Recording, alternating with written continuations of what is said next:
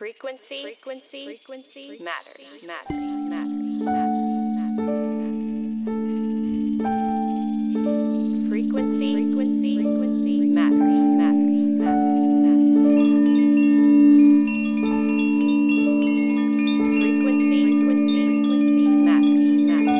Hello, and welcome to the Frequency Matters podcast.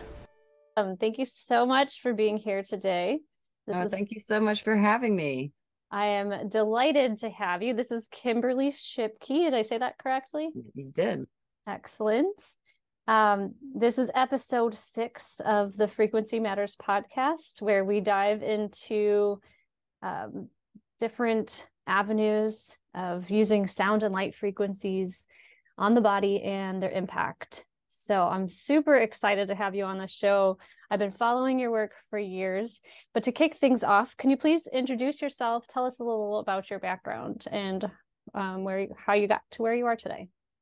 Okay, well, in a little bit in a nutshell, I received my bachelor's and master's in biomedical engineering, and my first job was overseeing clinical trials for big pharmaceutical companies. So I would listen to how many people died in the study, how many people's faces are twitching, tongues swollen, and all of this more chemistry-based medicine. And it was through my own health crisis that kind of led me more to alternative therapies. When, hospitals and doctors and tests don't give you answers, then you start to look elsewhere.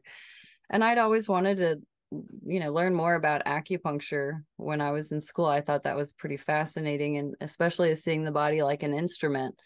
Putting these little pieces of metal into the body, I was like, oh, well, it helps conduct electricity and charge. Like it made sense, and I'd always wanted to try it. So I started off on kind of a healing journey with acupuncture and homeopathy and using different light systems, and it worked. I felt like a brand new person. And so I was like, how did this work? And I was able to start working at a biofield lab in India. And the first technology that I used to study the biofield, or the energy around a person, was a thermal imaging camera.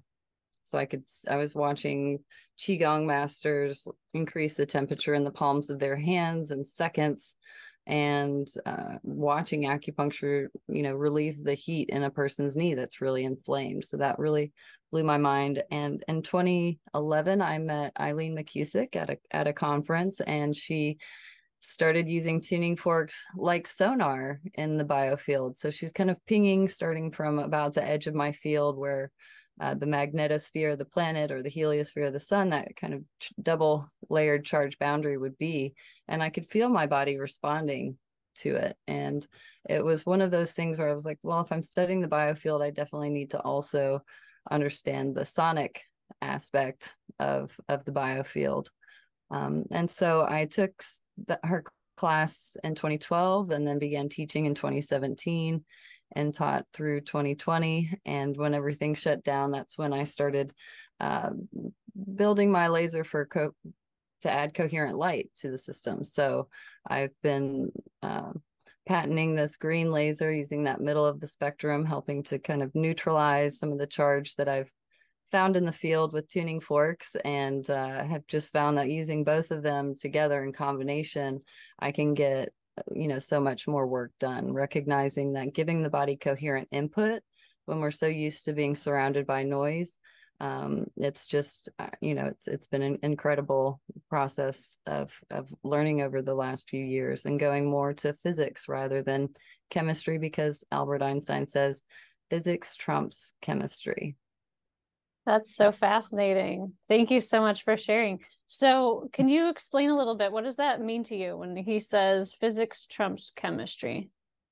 Well, when I was studying chemistry, one of the things that you learn is where the charge for the molecules are. That you're going to have a more positive end, you're going to have a more negative end, you're going to have different side chains that'll have particular charge. And so it's like a magnet, or it'll have a particular affinity to certain things. So then I started seeing how things don't just kind of fall into place. They're like magnets, they're magnetically drawn. And so I looked at chemistry as, if you're studying electricity, looking at one electron moving along a line at a time rather than looking at the current Huh. of the electricity going through. It's like, well, you can't absorb calcium unless you got vitamin D, and you're trying to go like back in time rather than trying to get like a frequency or the physics of it. Because if you change the field, then you can change the particle. And same thing as well, the particle can change the field. So just like how our environments can change us, but how we can also change our environments. That's And awesome. based in physics. Cool. Yeah, that makes so much sense when you explain it that way. It's like chemistry is the building blocks, but if you're ignoring like what it's building or what's holding it together, you're missing a big part of like the whole puzzle, basically. Yeah, yeah. There's a lot of electromagnetic, forces that are holding these molecules together, Yeah. and they resonate at certain frequencies. So if you can also use physics, you can also resonate with those. You can create man-made, you can create a frequency that's going to resonate with certain things, and then train it to, and let it resonate with you, and then train it to go down to a stop, for example. So you can change things within the body. That's one of the things that I do with tuning forks, where I'll resonate with a person's adrenals, and they'll be like bouncing all over the place because with all of this anxiety. And the more that we bring in this physics, and we're broadcasting the sound back to the body, it's like, wow, I sound like that. And then the body is able to, entrain to this more coherent input and calm down. So people can feel that stillness, on the inside, rather than having this undercurrent of adrenaline pumping through their system, and they can rest and digest. Beautiful. Yes, I love this stuff. I'm so fascinated by especially the science part of it because I intuitively know that it works and I've experienced it myself and I've experienced others having positive and amazing benefits from frequency healing. And just I don't have that medical background, so it's, to me, like having experts in the field tell me why it's working is just so exciting because it's like proof of what I know is happening, but don't really comprehend on a on a scientific level. So I'm so glad that you can explain it in such a simple way. Well, I'm doing my best. Yeah, so I love the it sounds like you've had such like an amazing background. You worked with some really powerful leaders in this field. Um how did you first like I know you kind of summarized your story quite a bit over, the last 10 years or whatever. But how did you get into like what originally brought you into like having interest in this field? So when I was overseeing those clinical trials, I had gone on vacation to California. And when I was at a Mexican restaurant, I started to not feel very well. And I was going to go to the restroom, and I ended up having a seizure, and I fell out. I was twitching on the floor. I stopped breathing. I turned purple. Wow. So he had to give me mouth to mouth. I literally died, which is a blessing. I know, it sounds dramatic, but I'm here, and it's the blessing that's made my, given me purpose, really. Wow. And really woke me up. So I had a couple of seizures, and they took me to the hospital, ran $10,000 worth of tests. Oh. They're like, you're low in potassium, but other than that, we don't know what it could possibly be. They said, we know you don't have insurance, but it could be a CAT scan. I mean, it could be a brain tumor. Do you want to pay for a CAT scan? And I was like, Mm. oh. like them saying brain tumor did not resonate at all. I was like, no, I don't think that's the problem. Let me just get out of here. And it was through going to Boulder, Colorado, and meeting with a chiropractor, and he had asked me, what medication I was on, and the only thing that I took was the pill of all pills. I say the pill, Right, and I know what you mean. you know, Yeah. birth control. So that had been depositing little residues in my pineal gland. And so he was asking me, do you have this? Do you have this? Do you have this? And he listed off 5 or 6 things. And I was like, how do you know my life? Yes, all of those things are happening to me right now. And so I stopped taking the pill. He gave me some homeopathic drops to clear the residue that had been building up in my brain. And then he shined a green light on me and had me think about age 4. And age Oh. 4 is when I moved from Ohio to Mississippi for the first time. And when I first moved to Mississippi, I did not think they were speaking English. I didn't understand them. I was in a whole new world. And so I was like, okay, I can understand why 4 would come up, because that was the big culture shock for me. So, and it worked. After that kind of combination of things, I felt like a brand new person. I didn't get dizzy standing up or laying down. It blew my mind. And so I was like, how did this work? It took less than $100 Yeah. for these Amazing. drops in this visit. And I'm like a brand new person. How did this work? And so the conference, it's the International Society for the Study of Subtle Energy and Energy Medicine, ICEM, that was going on outside of Boulder in Westminster, Colorado. There was a lot of, amazing scientists there. I got to meet Bill Tiller, and Beverly Rubik, and who wrote the biofield hypothesis. I met Elizabeth Rauscher, who worked on the Stanford Research Institute's Stargate project, and had designed an external pacemaker. And she definitely was a big inspiration to me. And I'd asked her, I said, I'm trying to learn more about this field of science. Can I come spend a week with you? And Elizabeth said, sure, of course. She could use some help around the house. She was in her mid-70s. And so I came and cooked and cleaned and sat in her living room, and with walls lined with books. And I kept looking at this one book over and over and over again. And finally, it was like spiral bound. I finally pulled it off the shelf, and she had printed out all of Nikola Tesla's patents and had them bound herself. Wow, cool. And that was the one that I couldn't stop looking at.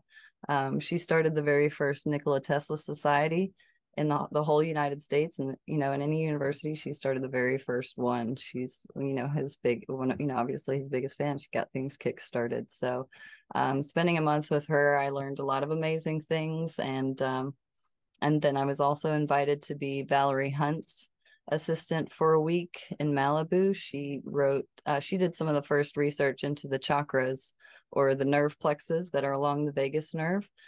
She did the first research into microvoltage changes along those areas back in the 1970s, like I said, at UCLA. So, I like to, I'm a nerd, if you haven't been learned already.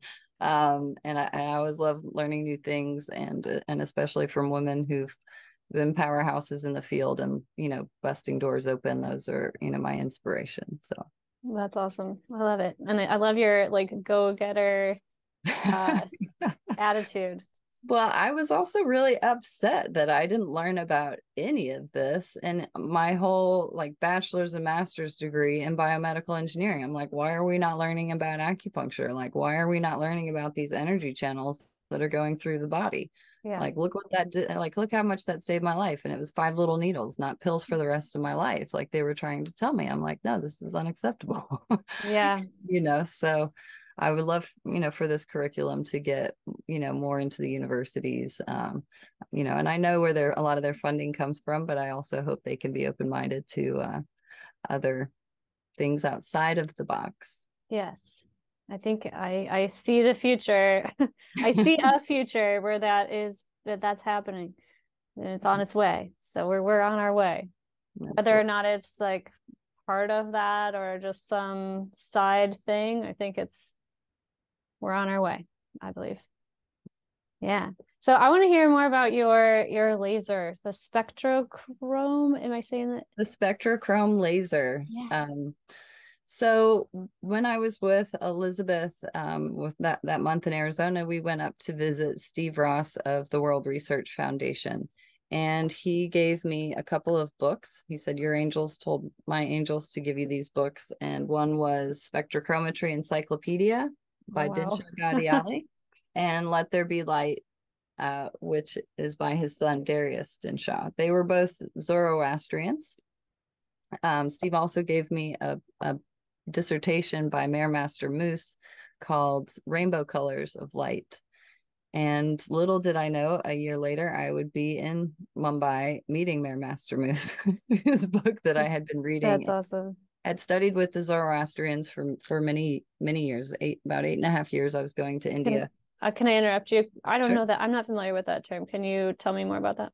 Zoroastrians are one of the oldest cultures on the planet. Some say it is the oldest, but who really knows the truth.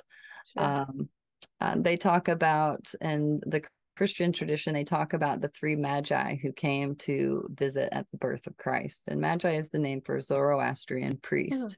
wow. And so they were the ones who knew who that this child would be special and knew to come and bring him gifts. Okay. Um, and so they have a cosmogenesis, and they talk about the different planets and the different religions. And so they knew that Christianity was coming in, so they knew to give those gifts. So it's very old. If you look and you look up Zoroastrian in Google, you'll see a symbol, and you'll be like, oh, I know I've seen that somewhere. Okay. Cool. I'll check it Well, out. and here's one of the books. So this is kind of the symbol there. You'll see that Okay. extra. And this is one of their Mm. books. It's the Divine Universal Natural Laws of Light and Sound. Wow, And that sounds interesting. they talk about green light in this book as well. How they had, meat in one room with green light and just meat in another, and this one would rot, and this one did not rot. And they mentioned in this book. So I named my laser after uh, spectrochrome laser after spectrochrometry. In this work, what they did was they always started using green. If somebody came in needing healing, they would always try just green, just to help try to bring the body to homeostasis. Okay. And then if that a certain part of their body still needed to be stimulated, then they would use like red light over the liver, for example, or they would use a purple light to help relax a part of the body if it's still overactive. But there were certain contraindications for red. You don't want to overstimulate a person's nervous system. So I feel like ever since 2020, everybody's central nervous system has been pretty well shot. Hmm. So I'd wanting to steer a little clear from red just because people could overdose. And then same thing with blue, indigo, violets. Those can, relax the circulatory system, relax the immune system. So I wanted to focus more on green because there's no contraindications. It helps bring people to that happy neutral.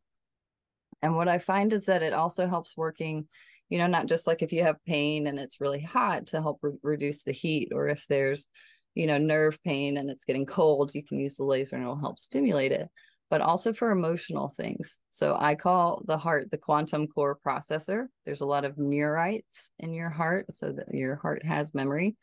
And so if I think back to a memory and it still makes me sad or it still makes me angry, I can use the laser, place that there on the heart, and go back in time and try to feel it to heal it, and see how it neutralizes the charge of that memory, so that when I think back to that memory, it just feels like that happened Hmm. rather than getting all charged about it. So then if Mm-hmm. something very similar were to happen, then I'm not going to come from a charged place. I'm going to feel very neutral, and I'll just be able to observe what's happening rather than trying to, getting all electric and responsive. Get triggered. Right. Okay. That's cool. Yeah. We So, got to want to try sorry. to untrigger people. Yes. The world peace. Yes, wouldn't that be nice? Right. Does it work? Like, do you do virtual sessions, or how do you have to be like in really close proximity to it? I do sessions from a distance. I do, like, it's surprising also to myself. People have been able to send photos, and I've been able to use the laser on certain parts of the body. If they sending photos, you can work on the whole system. So I can do this work from a distance.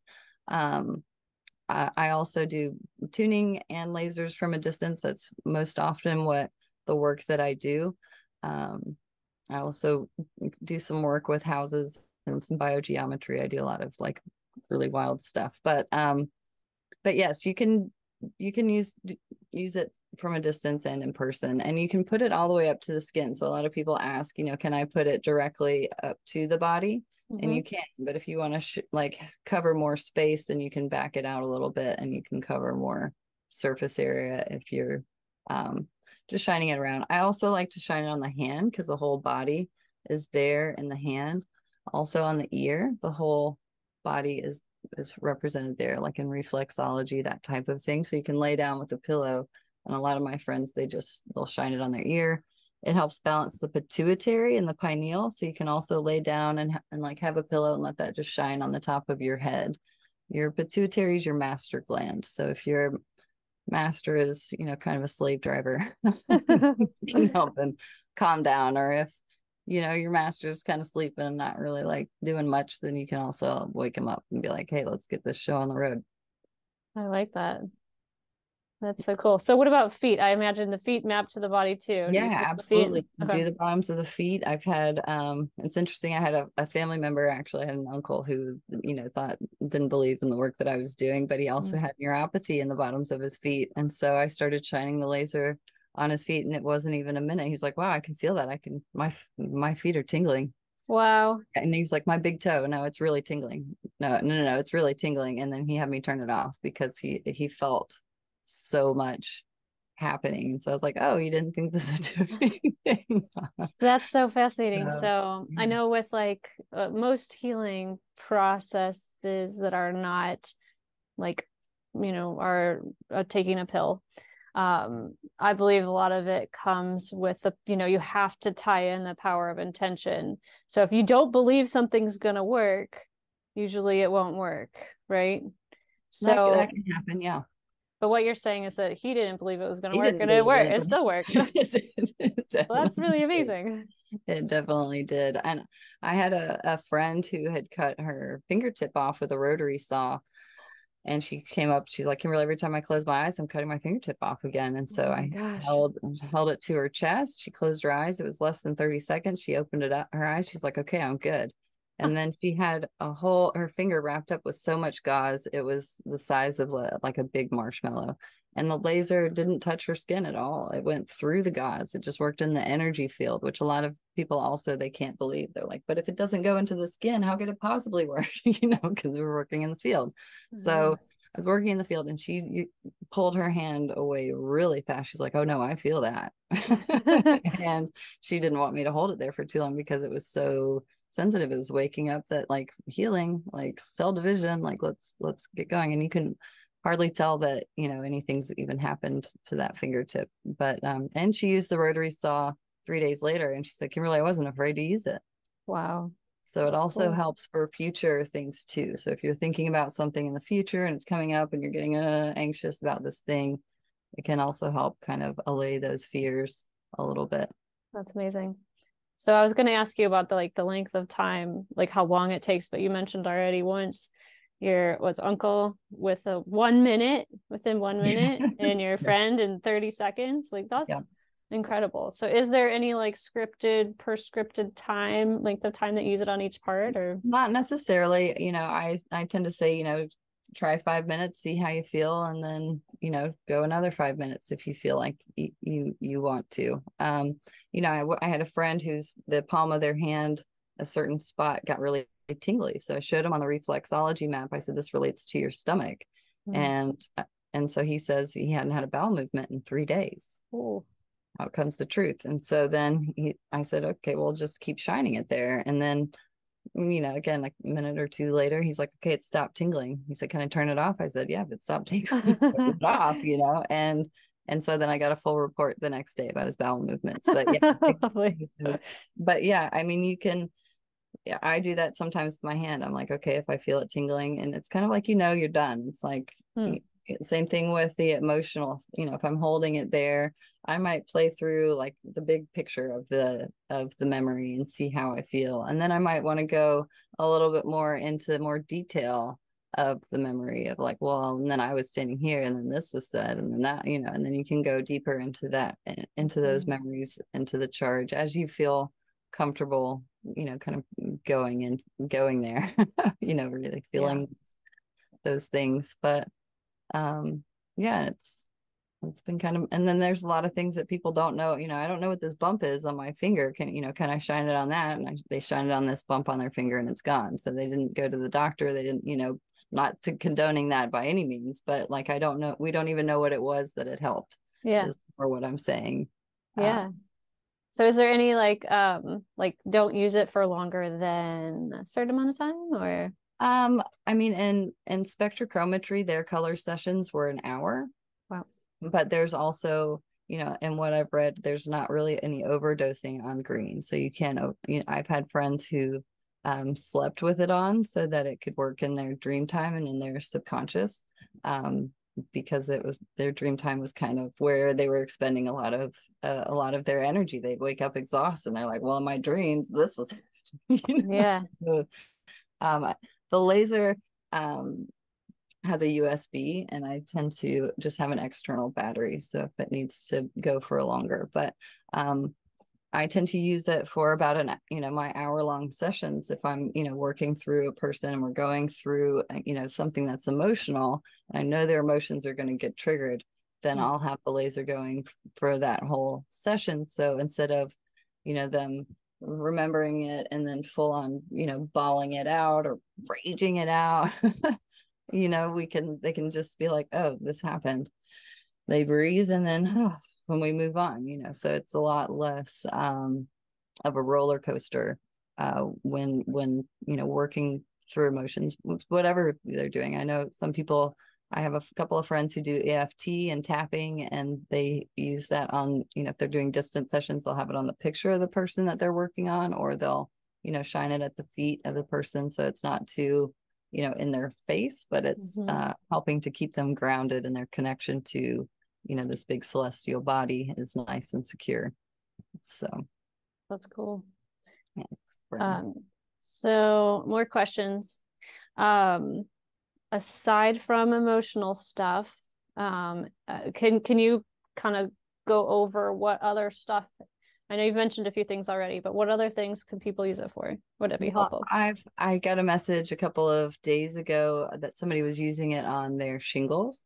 They were putting vitamin E oil on it and then shining the laser through that. So I know that, people, can also put on face creams, and they say that they put, use the laser. It kind of helps like an injection almost to kind of get that penetrate deeper into the body.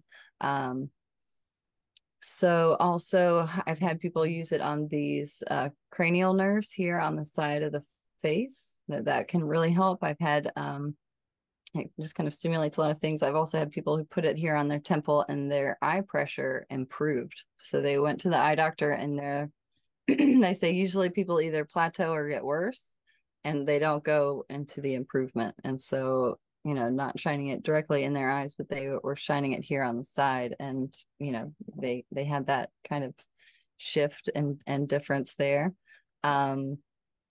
We've worked on like emotional things. I mean, more DNA, I guess I should say. So I worked on somebody, we had them look at an eye chart and saw what lines they could read. And then we had them think about their mother. And we did a little bit of muscle testing, seeing if their muscles remain strong when they're thinking about their mother, or do their muscles get weak. And so seeing that, his muscles went really weak when he thought about his mother, and then shining the laser onto just a hair sample, not even on him, on a sample of his DNA. And then did the same thing for the father, and it also went weak. Shined the laser onto his hair while he was thinking about his dad, and that then checked, and it was strong again. And then we had him think about his parents together, same thing. And then him with his parents, same thing. Repeated the process. And so by the time we finished like that trifecta, we went back in, had him do the eye chart. Again, it was less than a minute probably of having him think about these things and doing the testing. And his eyes improved 2 lines. Both eyes improved 2 lines on the eye chart. Wow. So just by doing that kind of ancestral, and I like to also just think about the mother's entire line and the father's entire ancestral line. And so being really getting your thought bubbles as broad as you can, so that you're encapsulating a lot more people as you can. So when you think about this whole line of people and this whole line of people, and they're all having a good time, you want to imagining them all having a good time, and then seeing what shifts happen in a person's vision and their overall energy. We've had people in their 90s who were shining it into their bath water, and they were like hey, I can climb the stairs at my apartment building without getting winded. Wow. And to them, that's a really big deal. Like you can see like these little subtle shifts in a person like that.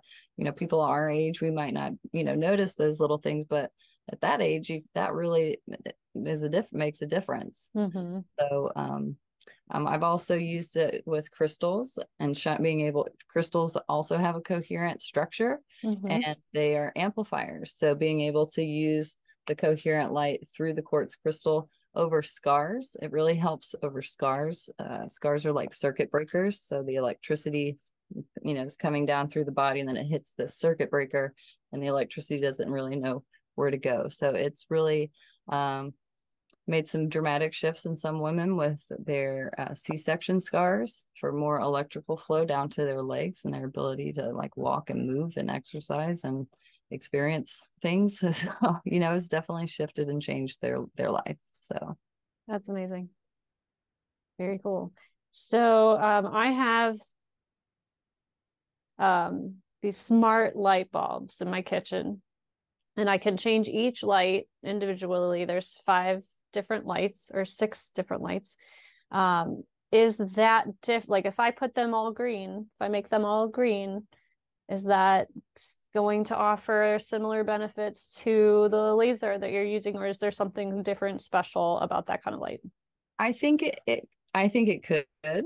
I know that the laser that I'm working with, the light source is from the laser, which is coherent. So the photons are all in phase with each other. Whereas that bulb, sometimes they're working. I mean, I not necessarily with the one that you're describing, but some like the Christmas bulbs where the bulb itself is painted green. Oh, That's going to be a different effect versus sure. kind of tuning into it. So it's just the difference of kind of a diffuse green versus the coherent, which is what I was, and like I said, was drawn to more so after working with the tuning forks, being drawn more to the coherent laser output. And how can you like measure that, whether or not it's coherent? Well, the laser itself, you can just see that it's a coherent beam and that it doesn't spread out. So it's more of a visual, Okay. being able to see that single beam coming out of the laser. Okay. Cool. I'm just thinking like there's got to be so many applications that are just like untapped opportunities. It's exciting to think about. Like just even thinking like if they had them in like social worker's office or a therapy session, and just as Or you're jails, talking, yeah, jails. I mean, I feel like that's probably a pretty rowdy spot if we could have, green laser systems set up there that they can like, the room where they need to go chill out, if they're all yeah, like, yeah, solitary and solitary green, and be able to right. like neutralize, like Yeah, so calm down. that brings up an interesting question.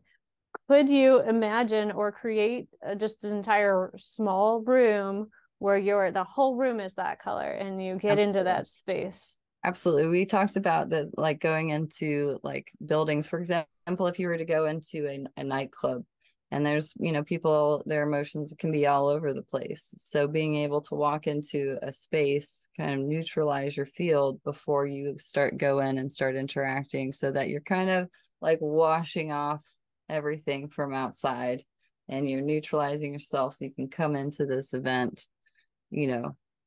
neutral and not, Yes. and not can't have all that charge in your Yeah. field. So I think that would be, pretty, pretty cool, before anybody gets on an airplane, Oh gosh, yeah. or a train. I mean, I like, let's everybody calm down. Right. Calm Oh down. my gosh. What about in schools? That would be amazing. Yes. Oh my gosh. Yes, Yes. absolutely. I'm really passionate about helping children and with sound healing or just vibrational sound therapy. To me, it's a tool to help them to become more mindful. So I'm always thinking like, oh, what if this were in schools, and how would that could help the teachers so much, because the kids wouldn't they just be in a calmer state. And I have so And the much. teachers being able to use them themselves too, so Exactly. they can be that rock that they need to be. Exactly. And I Uh, just have so much compassion for the students like coming in, they've already may have had like a really rough morning, and you expect them to just like sit down and learn for 9 hours or Yeah.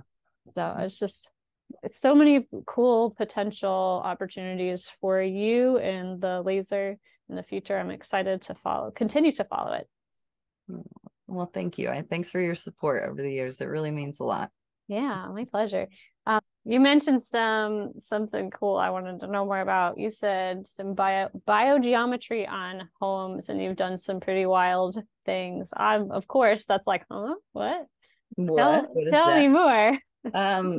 So biogeometry has just hit its 50th year. Dr. Ibrahim Karim, he's an Egyptian architect, who had started studying the energy of space. Okay. So the energy of a room, kind of like feng shui, but more based in Egypt and the Egyptian temple science. So he's started working with different pendulums, which that have different shapes. And so the shapes of the pendulum, just like the different antennas that we have that are specific for tuning into AM or FM radio or tuning into microwaves, they have a different structure. Same thing with these pendulums. If you're looking at different things, it would have a different shape pendulum, which I thought was pretty fascinating. And then the length of the string that you on the pendulum that you use is based on wavelength, which is the way that they describe it, which is pretty mind-blowing. But the more work that I did with these tools, the more I recognize the power that these instruments had. So for example, they have pendulums that allow you to find geopathic stress. So there are grids that a lot of the research has been done in Germany on geopathic stress on what they call the Hartmann lines, the Curie lines, and the Banker lines. And they're actually grids. They're about 5 to 8 feet apart. So a person laying on a bed, at some point, that's going to cross your bed somewhere. So when I was taking the class, I happened to be where my childhood bedroom, where I could see that the line where it was cutting across was exactly where I had broken my leg when I was 18. Wow. So like I mapped all the grids, and then and then when I laid down on the bed and I saw that line going through, I was like, wow, that was where I had a weak spot. Wow. Broke it. So that was pretty mind-blowing. But, and practicing, how to do this, I was just traveling and I was at a friend's house and I was like, hey, can I check and see your bed? Because they say if you can, do anything at somebody's house, their bed is the first place that you want to go, because they lay there for 8 hours every night. Well, his wife had just passed, and I had first met him from his first wife, who had broken her left hip and she never really recovered. And so when I was mapping the bed, there was like the Hartmann grid and the Curie grid overlapped on where her left hip would be in the bed. And so he remarried, and the new wife, the one that had just passed away, she had mobility issues. Like when she moved in, she had a hard time like starting to get to the kitchen, then to the living room, then to the bathroom, and then she was pretty much done. Wow. And so once I showed him these grid crossings are right there, anybody sleeping in that spot is going to have some left hip issues. And then there was a line going through his back where he said, I do have some kidney pain. So I was able to kind of correct those grids, and and I've done that for other friends as well, who were like, we sleep 10 hours, people who had to wear sleep apnea machines. After correcting some of those grid lines underneath their bed, they don't have to use the sleep apnea machine anymore. Wow. There's somebody I had been tuning quite a bit and had been working on their thyroid. And when I finally checked her bed, there's a line going right across her thyroid. Wow. I was like, wow. So no, I keep tuning you, but you keep laying on this like grid line every night. So that's been really fascinating. I like to study, invisible things that you can't see, but they're affecting you. And the German research that they have done is, they would hook people up with EEGs, and they'd be mapping their brain. And when they would have them go stand over one of these grid crossings, and it would cause the brain waves to scramble. So you're watching these lines, these waves going, and then they scramble. So So, and I feel like a lot of people have had that experience where they're, walking through their house and they cross probably one of these crossing points and they're like, wait, what am I doing in here? Like their whole brain, what's happening? Never happens to me. Never. So you'd be surprised. And I watched a friend of mine do that twice. Because once I took this class, I've looked at the world so differently now. And so she was telling me something and she walked past this point and she forgot what she's like, what was I going to get? And so I was like, oh, that might be a spot. And then like she kept talking, whatever, walking and whatever. And she came back to that spot and she lost it again. I was like, oh my God, there's a spot right here. There's gotta be, so it's been a really fascinating class. And learning, corner principles, things that you can put in the corners of your properties and how that can change things. It's been really fascinating. Really? The shapes of different things, like the shape of the womb, that emits a particular, the Egyptians were specialized in the resonance of shape, that shapes also have a resonance, so whether it's a pyramid or a sphere. Well, the womb, it resonates what they call the higher harmonic of gold, higher harmonic of ultraviolet, and what they call horizontal negative green. And negative is in like negative ions, like charging, like as a beneficial. And so women have this kind of trio of energy. And what they find is at these sacred sites, and by sacred sites, I mean like the energy within a stone circle. Like, why would people like take some stones and mark out, this circle? And the energy inside had this trio of energy.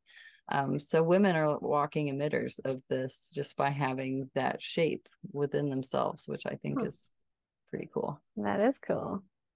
So aside from the pendulums, is that how you said how you find them? You use a different pendulum to find those lines? To find the grids, like so Curry grids, the endings have particular lengths. And so like an antenna, it's, if you're looking at a Curry grid, it's going to be this long. If you're looking at a Banker grid, it's going to be this long. And you tune the dial into what, so it's very specific. And so it's like the pendulum will swim back and forth. And then when it finds that energy, it's like it hits that, like the loop in the wave, and it'll start to circle.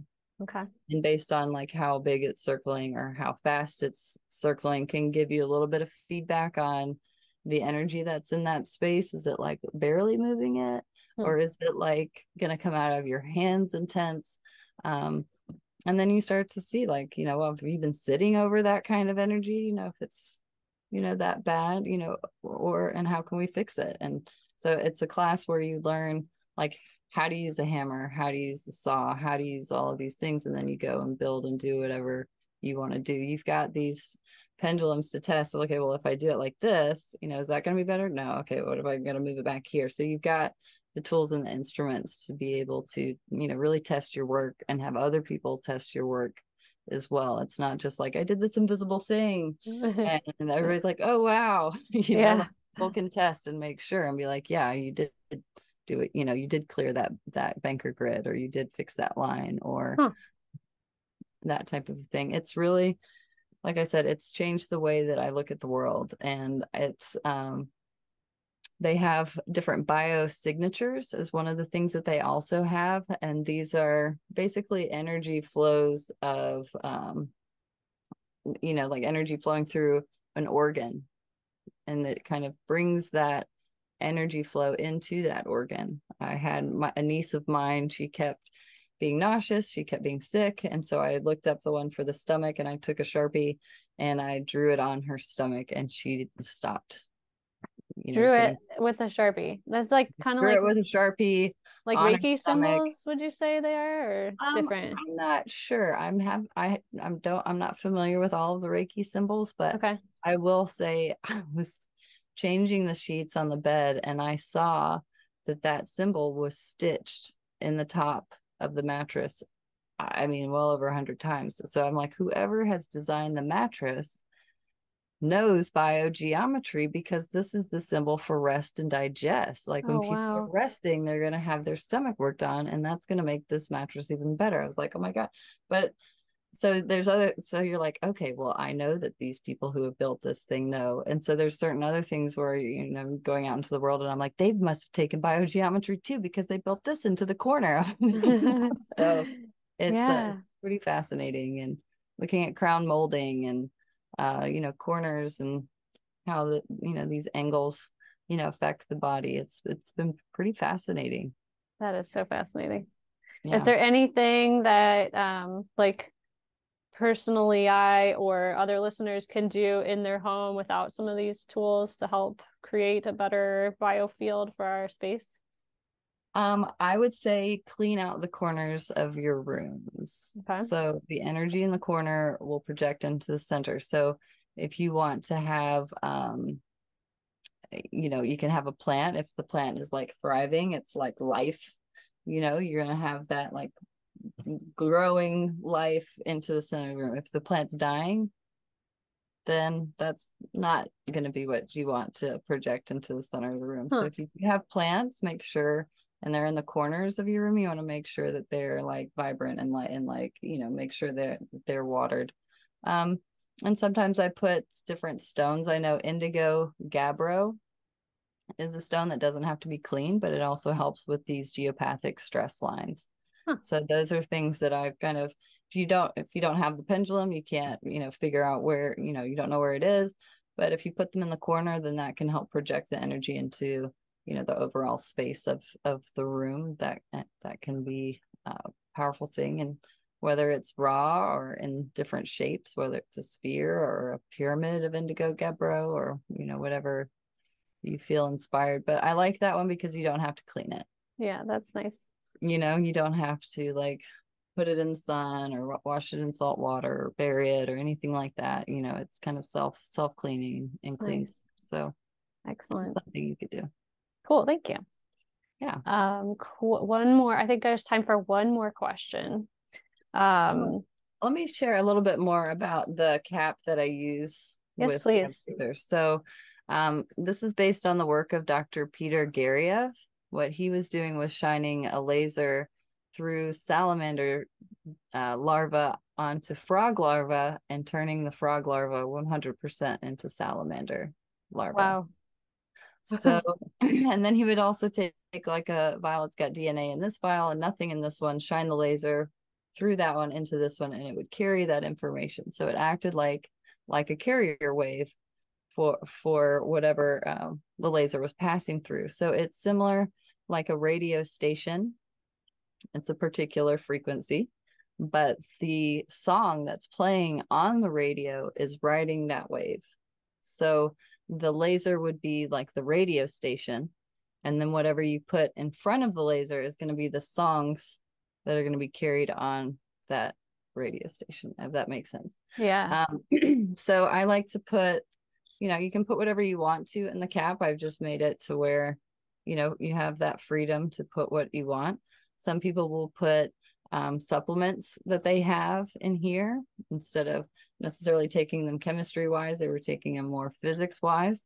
Wow. Also like to use a lot of crystals and gemstones. This is a stone called euphorite.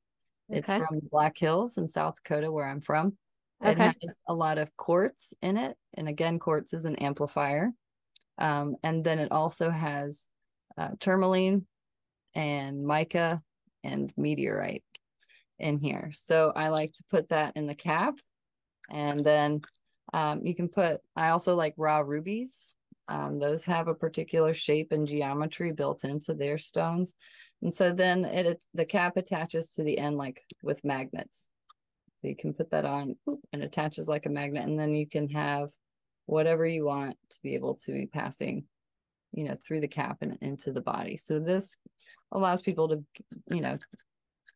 have a little bit more freedom of how they want to use this, more like a physics way of bringing things into the body rather than the chemistry based way of bringing things into the body. Dr. Peter Garriev, I was watching an interview with him and Dr. Glenn Ryan, who's also an inspiration for this work. And they were talking about how, if for the pharmaceutical industry, this wouldn't be as good because, people wouldn't have to continue to take the pills. They would just need to have one. And Dr. Garriev started laughing and he said, haha, more dangerous in Russia. And then in 2020, he was up for a Nobel Prize, and he passed away somewhat mysteriously. His friends and family thought that there was some foul play. So I was like, And then last I heard, Dr. Glemrine was working for the pharmaceutical company. So, trying to bring this out to the people, power to the people. And yes, it's science, it's all based in physics. So, yes. And that's why I love your background and all the work that you're doing. And I'm so grateful to have had you on the show today. Tell our listeners how they can get in touch with you and where you're located. Well, I have a couple of websites if you want to learn more. I've got biofieldlab.com. And I'll put a link to them at the bottom of the and bygreenlaser.com. So those are where you can find more information. My email address is basically my name. It's kimberly.schipke@gmail.com. So email, you can get in touch through the website. There's ways that you can contact me through the websites. I also have Facebook and Instagram with my looking up under my name. And that's the best way to probably get in touch. Awesome. I can't wait to see what you continue to do, all the amazing work that I know you'll continue to do in the future. So thank you so much for being here today and sharing all of your wisdom with us. And I look forward to getting my hands on one of your lasers in the future and continuing to follow your journey. Oh, well, thank you again. Thanks again for having me, and thanks for your support in my work. I really, really appreciate it. Yeah, my pleasure. Thanks again. And we will have to stay in touch for sure. Absolutely. Take care. Have a great day. Thank you. Bye. Bye-bye. This concludes our episode 6 of the Frequency Matters podcast with our guest, Kimberly Schipke. It has been a pleasure to host her on the show today, and thank you so much for listening. If you enjoyed this information, please go ahead and smash that like button down below, share it with your friends, and subscribe to the channel. Thank you so much and have a great day. Stay tuned for the next episode of the Frequency Matters podcast, released on the 15th and 30th of each month. On the next episode, I will have special guests Jonathan and Andy Goldman, husband and wife duo, international authority on sound healing and pioneer in the field of harmonics. Recently co-authored an award-winning book called The Humming Effect. Frequency matters.